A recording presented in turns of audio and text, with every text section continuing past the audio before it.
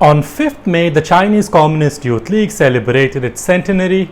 The Youth League was established on 5th May 1922 when the Youth League held its first national congress in the city of Guangzhou. The Chinese Communist Youth League, or Zhongguo Gongchangdan Zhuyi Jingmiantuan, is an interesting organization that has seen its own evolution over the years. This organization has sometimes evolved independent of the CCP.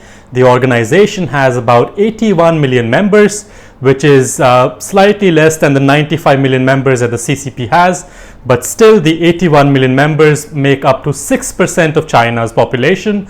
The Communist Youth League has seen many different phases. When it was during the Mao's time, when it was banned as an organization, it was stopped from functioning because Mao replaced the Chinese Communist Youth League with the Red Guard.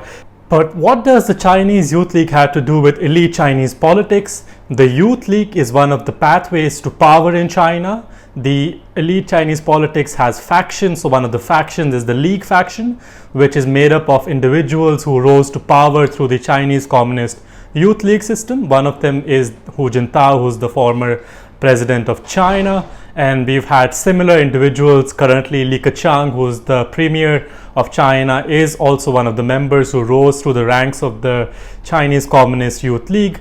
It's one of the pathways similar to India, where student politics has played a role in promoting young and dynamic leaders who rose up to powers, such as they went to Rajya Sabha or Lok Sabha. And that pathway is quite similar to what happens in China, where the student politics or the youth politics gathers new dynamic individuals who can rise up to power.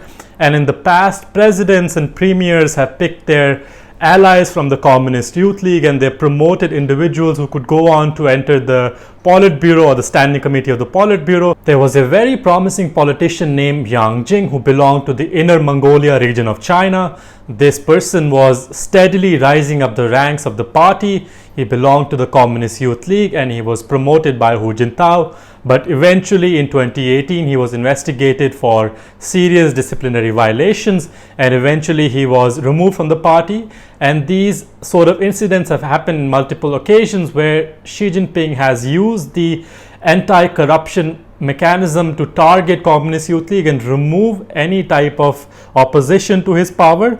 But the Communist Youth League faction within the party remains an important alternative to Xi's own authority.